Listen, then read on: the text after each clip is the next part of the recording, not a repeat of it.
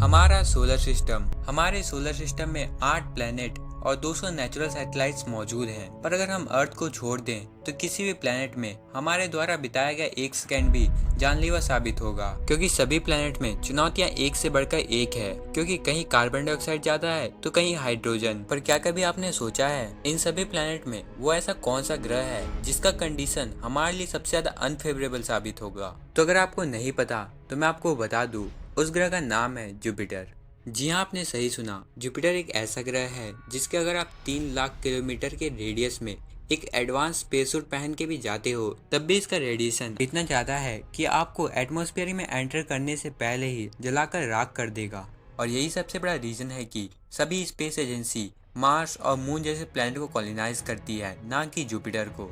पर क्या हो अगर मैं आपसे कहूँ हम जुपिटर में ना जाकर वहाँ का एटमॉस्फेयर हमारे अर्थ में सिर्फ 10 सेकंड के लिए ले आए तो क्या होगा? और गाइस, आज की इस एपिसोड में हम इसी बारे में बात करने वाले हैं, तो वीडियो को पूरा एंड तक जरूर देखना। और अगर आप चैनल पे नए हो तो चैनल को सब्सक्राइब करके बगल वाले बेल आइकन को दबाना मत भूलना, क्योंकि इस तरह की अमेजिंग वीडियो हम हर हफ्ते लाते ही रहते हैं। तो चलिए करते हैं वीडियो को स्टार्ट। तो सबसे पहले हमें जुपिटर के एटमॉस्फेयर को अर्थ में लाने के लिए जुपिटर जैसे हालात अर्थ में पैदा करने होंगे। तो इसके लिए सबसे पहले हमें अर्थ में मौजूद सभी कंपाउंड को हटाकर उन्हें काफी अमाउंट में हाइड्रोजन और हीलियम से भरना होगा। क्योंकि जैसा कि आपको पता होगा हमारे अर्थ में हाइड्रोजन और हीलियम काफी कम अमाउंट में मौजूद हैं, और वहीं दूसरी तरफ जुपिटर में यही दोनों कंपाउंड काफी ज्यादा क्वांटिटी में मौजूद हैं। और मान लो अगर हम ऐसा कर भी देते हैं तो इसके बाद भी जुपिटर जैसे हालात बनने के लिए मिलियंस ऑफ ईयर लगेंगे, क्योंकि जब तक ये दोनों कंपाउंड एक दूसरे के साथ श्रिंक नहीं हो जाते तब तक हम जुपिटर का एटमॉस्फेयर अर्थ में नहीं ला सकते।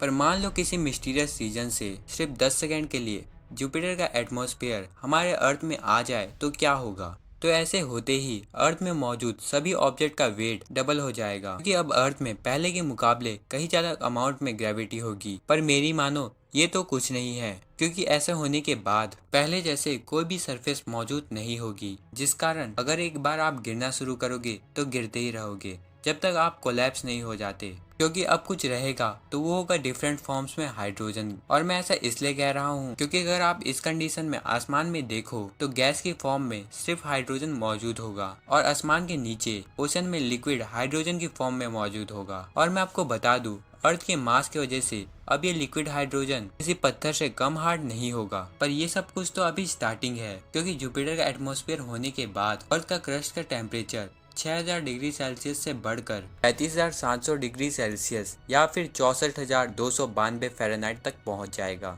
और मैं आपको बता दूं, ये टेम्परेचर हमारे सन के टेम्परेचर से 7 गुना ज्यादा होगा, जिस वजह से जिस भी जगह में सरफेस के नाम पे लिक्विड हाइड्रोजन मौजूद होगा वहाँ का टेम्परेचर 30 डिग्री सेल्सियस से बढ़कर 6000 डिग्री सेल्सियस तक पहुँच जाएगा। और अगर आप इस 10 सेकंड के दौरान वे में होंगे तो वहाँ का टेम्परेचर घट के -145 डिग्री सेल्सियस या फिर 229 डिग्री फ़ारेनहाइट तक पहुँच जाएगा। आपको ये सब ज्यादा देर तक सहने की जरूरत नहीं पड़ेगी, क्योंकि आप इस टेम्परेचर में ऑलमोस्ट डेड होगे। और मान लो किसी तरह आप इस 10 सेकंड को निकाल लेते हो, तब भी आपके लिए चैलेंज खत्म नहीं हुआ है, क्योंकि अब अर्थ की रोटेशनल स्पीड बढ़ के डबल हो जाएगी। साथ ही अर्थ में मौजूद बहुत सारे इलाके में 135 मीटर या फिर 443 फीट की टॉर्नेडो का सामना करना पड़ेगा। मोस्ट इम्पोर्टेंट, ये सब होने से अर्थ में मौजूद ऑक्सीजन पूरी तरीके से खत्म हो जाएगा। साथ ही ये सब होने से आप अपनी सुनने और देखने की शक्ति गवा बैठोगे। और मोस्ट इम्पोर्टेंट, अब अर्थ में ऑक्सीजन मौजूद नहीं रहेगा। और अगर आप ITH के रेगुलर व्यूअर हो तो आपको पता ही होगा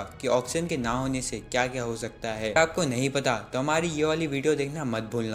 आज के वीडियो के लिए बस इतना ही, और मैं मिलूंगा आपसे इफ दिस हैपन के अगले एपिसोड के साथ। See you until the next time.